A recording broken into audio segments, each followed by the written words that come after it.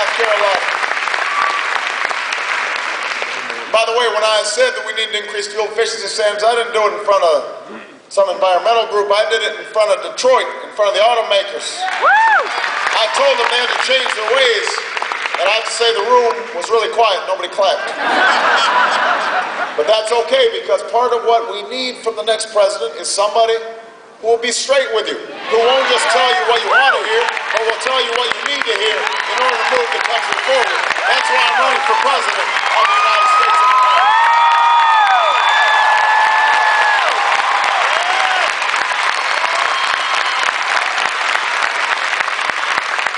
If you are ready for change, then we can have a foreign policy that recognizes our security is wrapped up with us being respected in the world. Those things aren't contradictions.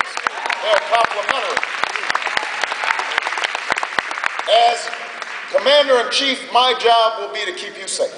And I will do whatever is required to accomplish that primary task.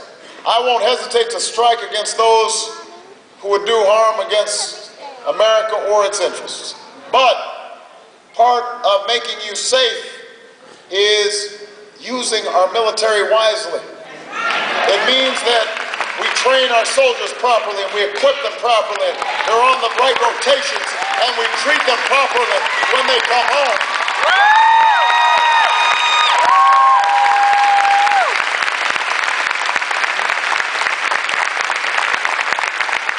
And it means that we deploy our military wisely. I was opposed to this war in Iraq, not because I'm opposed to war, but because I was opposed to us being distracted from what we should have been doing in Afghanistan, going after Bin Laden and Al-Qaeda, the people who killed 3,000 Americans.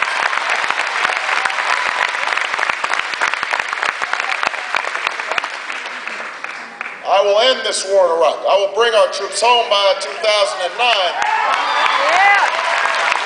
I will finish the fight against Al-Qaeda in Afghanistan. But I don't want to just end the war, I want to end the mindset that got us into war. I said very early in this campaign that I would not just talk to our friends, I would talk to our enemies. I would not just talk to those we liked, I would talk to those we didn't. And some in Washington criticized me and said, oh, you can't do that.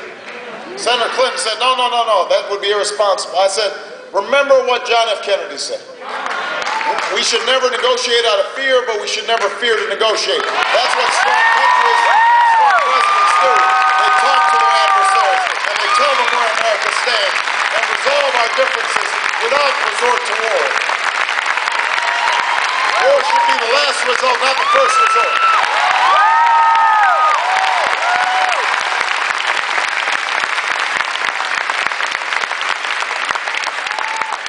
When we do that, see, I want to go before the world and say, America's back. America's back and we are ready to lead. We are going to lead militarily, but we are also going to lead by building schools around the world to teach math and science instead of hatred of Americans. We'll lead by helping poor countries build up public health infrastructure to address HIV/AIDS and malaria and other deadly diseases. We will lead by putting an end to the genocide in Darfur because we're not a nation.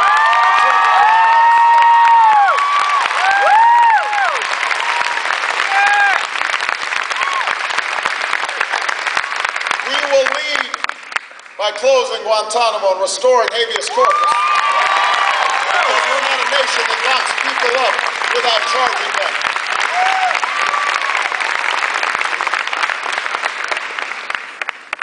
But most of all, we will lead by showing how we care for our own people. There are so many people around this country right now that are hurting. We've had a Bush administration that has not had any regard for the ordinary struggles people are going through. And I meet folks every day, senior citizens who've seen their pensions dumped by their old companies because they went into bankruptcy, even though the CEO's pocketing a bonus or a golden parachute for himself. Folks who put 20 years, 30 years into a job. And suddenly the job gets shipped out and the rug's pulled out from under them and they're trying to figure out they can survive on $8 an hour working at the local Walmart. I talk to teachers who are moonlighting after school lets out because that's the only way they can afford to make a living. I met teachers working at donut shops after school. And I know a lot of teachers digging in their own pockets to pay for school supplies because the schools are so underfunded.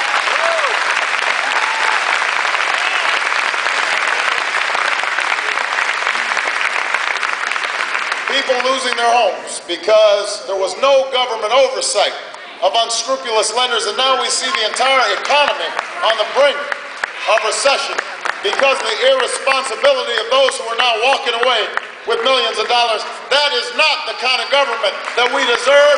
That is not the kind of government we will have when I am President of the United States of America. I want to listen to you and fight for you.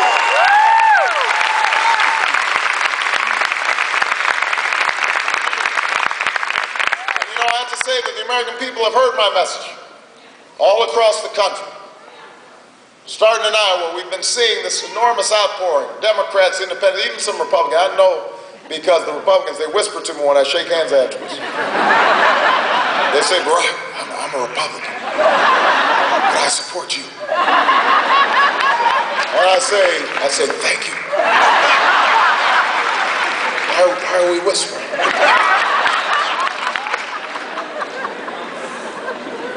So we've been seeing this upsurge, this sense of possibility over the last several months and the last several weeks.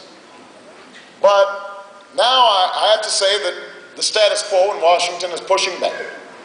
Because that's what they do. You know, not just the Republican status quo, but the Democratic status quo. They push back. I understand that. So we've been hearing a whole bunch of arguments lately. Let's see, argument number one. Well, Obama may inspire you.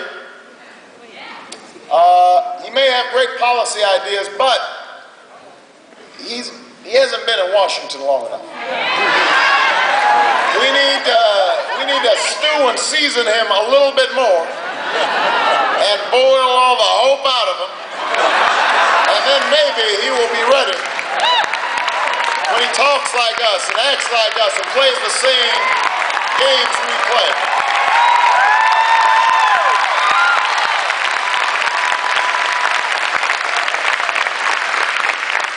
And I tell you what, the American people understand, listen, the biggest risk we could take would be to have those same old folks doing the same old things, playing the same old games over and over and over again, and somehow expecting a different result. That's a game we cannot afford. That's a risk we cannot take.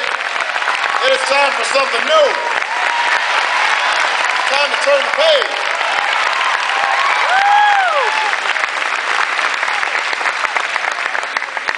All right, so that argument didn't really work.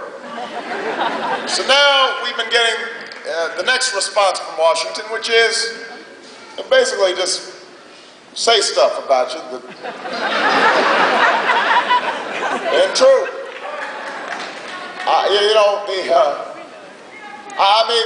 First of all, you notice that people who've been in Washington too long, they don't talk like ordinary folks. So we had this debate in Las Vegas, and somebody asked me, well, what are your weaknesses? So I say, well, you know, I don't keep track of paper that well. I'm always losing paper. You know, you got to hand it to me, you know, at the last minute. My desk is a mess. And so then they asked the next two candidates. And one candidate says, well, my biggest weakness is I'm just so passionate about helping poor people. And then the other one says, well, I'm just so impatient to help the American people solve their problems. So then I realized, well, you know, I wish I had gone last because then I would have known